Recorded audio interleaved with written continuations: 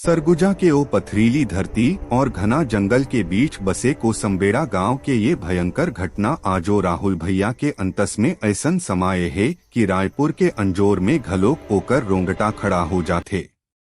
उस समय राहुल सिरियो 8-9 बछर के राहिस, पर दीदी बाई के ओ करिया साया के खौफ आजो ओकर आँखी में नाचथे। गांव के आखिरी छोर में जिहाले मड़ी खोह के घना जंगल शुरू हो गए, उन्हें एक पुरान महुआ पेड़ के तरी दीदी बाई के मिट्टी के एक ठन फूठा टूठा कुरिया राहिस, जेकर आसपास के हवा में हमेशा एक ऐसन गंधावत बदबू मड़रात राहै जनो कोनो लाश जंगल में कतको दिन ले सड़त होए।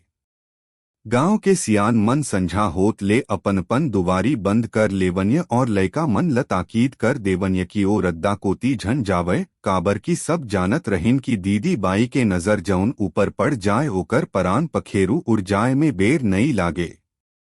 सावन के ओ अंधियारी रात में जब झमाझम बरखा होवत राहिस और पूरा गांव कीचड़ ले भर गे राहिस, त पड़ोसी संतोष भैया ल अचानक एक करिया नाग सांप डस लीस और देखते देखते ओकर पूरा देह नीला पड़ गे। संतोष के मौत वाली जगह में जब गांव के पुरान बैगा बाबा पहुंचिस त वहां नींबू मिर्च, कटी मुर्गी के मुंडी और लाल चंदन के लेप देख के ओकर हाथ गोड़ कांपे लागिस और वो चिल्ला के कहिस कि ये कोनो साधारण मौत नहीं आए, ये ह टोन्ही के घात आए।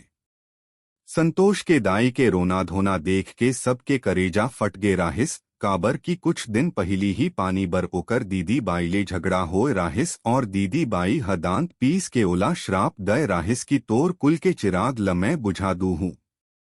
संतोष के मौत के बाद खौफ के करिया छाया राहुल भैया के घर कोती मुड़ गे। एक रात जब राहुल सुते राहिस त ओला ऐसन महसूस होइस की खिड़की के बाहर ले दू ठन लाल अंगारा कस आँखी ओला टकटकी लगा के देखत हैं और कोनो अदृश्य ताकत ओकर गला ल दबात है। बहनिया जब ओ उठिस त ओकर बदन भट्टी कस तपत राहिस और ओकर पीठ में 5 उंगली के करिया निशान छपे राहिस, जैसे कोनो ओला जोर ले दबोचे होए। बैगा बाबा ल फिर बुलाए गे, जौन ह महुआ के पत्ता और सरसों के दाना ले झाड़फूंक करत मंत्र पढ़े लागिस। ओम कराल टोना जान लेव खाजाव, रात के अंधेरा में घेर लेव, पर राहुल के सपना बंद नहीं होइस। ओला रात भर देवाल में नाखून ले खरोंचे के आवाज आवय और ऐसन लागे जनो दीदी बाई ओकर खाट के तरी बैठ के हंसत है। पूरे कोसंबेड़ा में तबाही मच गे राहिस, ककरो गाय अचानक मर जाए त ककरो खेत में अपने आप आगी लग जाए, लयका मन मिर्गी खा के गिरे लागिन और गांव के कुआं के पानी करिया पड़ गे। एक अमावस के रात जब पूरा गांव सन्नाटा में डूबे राहिस त दीदी बाई के कुरिया ले एक भयंकर चीख सुनाई दीस और जब गांव के जवान मन हिम्मत जुटा के वहां पहुंचिन त देखिन की दीदी बाई जमीन में मरे पड़े है, ओकर आँखी फटे है और ओकर हाथ में एक पुतला है जेकर गला में सुई चुभे राहिस। दीदी बाई के मरे के बाद सबला लागिस की अब मुसीबत टल गे, पर ओही रात ले असली खौफ शुरू होइस जब लोगन मन देखिन की एक करिया परछाई गांव के गली में घूम घूम के लयका मन ल आओ मोर सांगो कह के बुलावे।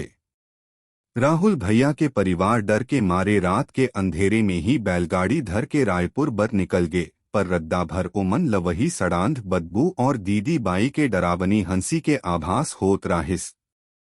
आजो राहुल भैया कहत हैं कि जब रायपुर के रात गहिर होथे तब ओला अपन कमरा के कोना में कोनो ठाढ़े दिखे लागथे और वही लाल आँखी ओकर पीछा करथे। कोसंबेड़ा के ओ रास्ता में आज घलोक कोनो नहीं जाए, काबर की कही थे कि दीदी बाई के आत्मा आजो अपन अधूरा साधना पूरा करे बर ओ जंगल के हवा में भटकत है और कोनो न कोनो लयका के तलाश में रात के सन्नाटा में गांव के गली में टहल थे। ये काला राज आजो सरगुजा के जंगलों में जीवित है, जौन नई पीढ़ी के सपना में खौफ बन के उतर थे और मनखे मन ल याद दिला थे कि कुछ शक्तियां ऐसन होते जेकर अंत मौत के बाद घलोक नहीं होए। तो संगवारी हो, ये रहिस आज के कहानी आप मन ला कैसे लगिस कमेंट में जरूर बताहू और कहानी पसंद आई सोही तब वीडियो ला लाइक करहू और चैनल में नया हो तो चैनल ला सब्सक्राइब कर लू। काक सिटी ये सब कहानी लाए में बहुत मेहनत लगते संगवारी हो।